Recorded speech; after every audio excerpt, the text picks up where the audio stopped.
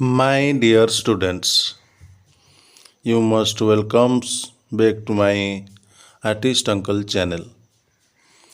ମୋର ପ୍ରିୟ ଛାତ୍ରଛାତ୍ରୀମାନେ ବର୍ତ୍ତମାନ ପଞ୍ଚମ ଶ୍ରେଣୀ ଆଉ ଅଷ୍ଟମ ଶ୍ରେଣୀ ପାଇଁ ନୂତନ ପରୀକ୍ଷା ଖସଡ଼ା ତିଆରି କରାଯାଇଛି, ଯେଉଁଥିରେ ତୁମମାନଙ୍କୁ 15 ମାର୍କ ଅତିରିକ୍ତ ପରୀକ୍ଷା ଦେବାକୁ ପଡ଼ିବ ଏବଂ ସେଥିରେ ତୁମେ ବିଭିନ୍ନ ପ୍ରକାର ତୁମ ବିଷୟବସ୍ତୁକୁ ନେଇ ପ୍ରୋଜେକ୍ଟ ତିଆରି କରିବାକୁ ପଡ଼ିବ, ଯେମିତି ସାହିତ୍ୟ, ବିଜ୍ଞାନ, ଇଂରାଜୀ, ଗଣିତ ଏ ସମସ୍ତ ବିଷୟ ପଞ୍ଚମ ଶ୍ରେଣୀ ଛାତ୍ରଛାତ୍ରୀମାନଙ୍କ ପାଇଁ ଉଦ୍ଦିଷ୍ଟ ଏବଂ ଅଷ୍ଟମ ଶ୍ରେଣୀ ଛାତ୍ରଛାତ୍ରୀମାନଙ୍କ ପାଇଁ ରହିଲା ଭୂଗୋଳ, ଇତିହାସ ଏବଂ ସଂସ୍କୃତ। ଆଉ ଯେଉଁ ପିଲା ହିନ୍ଦୀ ନେଇଛି ତା ପାଇଁ ହିନ୍ଦୀ। ତେଣୁ ସେମାନେ ନିଜ ନିଜ ପଠିତ ବହିର ଫ୍ରଣ୍ଟ ପେଜ୍ର ଚିତ୍ର ଅଙ୍କନ କରିବେ ବା କଭର ପେଜ୍ର ଚିତ୍ର ଅଙ୍କନ କରିବେ। ତେଣୁ ପିଲାମାନଙ୍କ ପାଇଁ ଏହା କରିବାକୁ ଟିକିଏ କଠିନ।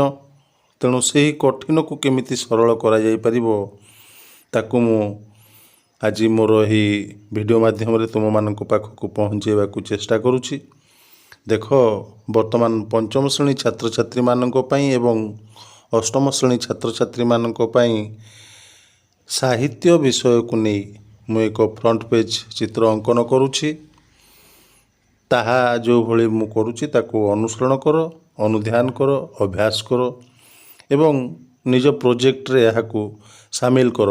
ଦେଖିବ ତୁମକୁ ଅଧିକ ନମ୍ବର ମିଳିପାରିବ ଏବଂ ତୁମକୁ ନିଶ୍ଚିତ ଭାବରେ ଖୁସି ଲାଗିବ। ତ ପିଲାମାନେ ଦେଖ, ମୁଁ ସାହିତ୍ୟ କୁସୁମ କେଉଁଭଳି ଷ୍ଟାଇଲରେ ଲେଖିଲି, ତୁମେ ମଧ୍ୟ ସେହିଭଳି ଷ୍ଟାଇଲକୁ ଅନୁସରଣ କରିପାରିବ, ଲେଖିପାରିବ। ବିଭିନ୍ନ ପ୍ରକାର ରଙ୍ଗରେ ରଙ୍ଗାୟିତ କରିବ, ଅଳଙ୍କାରିତ କରିବ, ଯାହାଫଳରେ ତୁମେ ଯେଉଁ ଆଙ୍କିଥିବା ଚିତ୍ର ଆହୁରି ଅଧିକ ଆଖି ଦୃଶିଆ ହେବ ଏବଂ ସୁନ୍ଦର ଦେଖାଯିବ।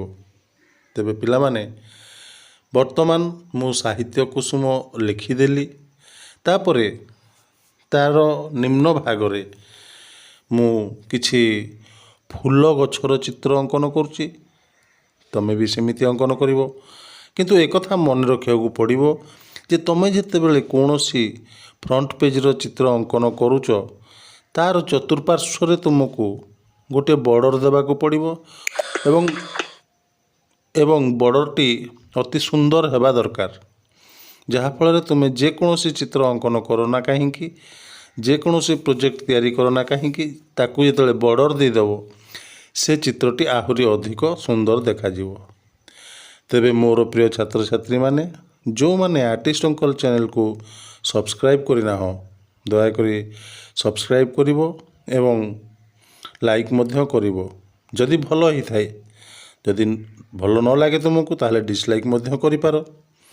ତେବେ କମେଣ୍ଟସ୍ ବି କରିବ ଯେ ତୁମକୁ କେଉଁଭଳି ଚିତ୍ର ଆବଶ୍ୟକ, ମୁଁ ସେହିଭଳି ଚିତ୍ର ଅଙ୍କନ କରି ତୁମମାନଙ୍କ ପାଖରେ ପହଞ୍ଚାଇବା ପାଇଁ ଚେଷ୍ଟା କରିବି।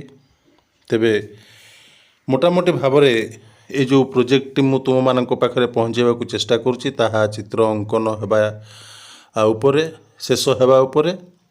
ବର୍ତ୍ତମାନ ମୋ ନାମ, ଶ୍ରେଣୀ, ରୋଲ ନମ୍ବର, ବିଦ୍ୟାଳୟର ନାଁ ଇତ୍ୟାଦି ଲେଖୁଛି। ତୁମେମାନେ ଦେଖ କେଉଁଭଳି ଭାବରେ ମୁଁ ଲେଖୁଛି, ତୁମେମାନେ ମଧ୍ୟ ସେମିତି ଲେଖିବା ପାଇଁ ଚେଷ୍ଟା କରିବ। ତ ମୋର ପ୍ରିୟ ଛାତ୍ରଛାତ୍ରୀମାନେ, ସବୁବେଳେ ଚେଷ୍ଟା କରିବ କେମିତି ଚିତ୍ରଟି ସୁନ୍ଦର ଦେଖାଯିବ ଏବଂ ନିଟ୍ ଆଣ୍ଡ କ୍ଲିନ୍ ଦେଖାଯିବା ଦରକାର। ତାହେଲେ ତୁମକୁ ଅଧିକ ମାର୍କ ମିଳିପାରିବ ଏବଂ ପରୀକ୍ଷକ ଯେତେବେଳେ ତୁମ ଚିତ୍ରକୁ ଦେଖିବେ ସିଏ ନିଶ୍ଚିତ ସେଥିରେ ଗ୍ରେସ୍ ମାର୍କ ଦେବା ପାଇଁ ଚେଷ୍ଟା କରିବେ। ତେବେ ପିଲାମାନେ, ଆଜି ପାଇଁ ଏତିକି। ଧନ୍ୟବାଦ।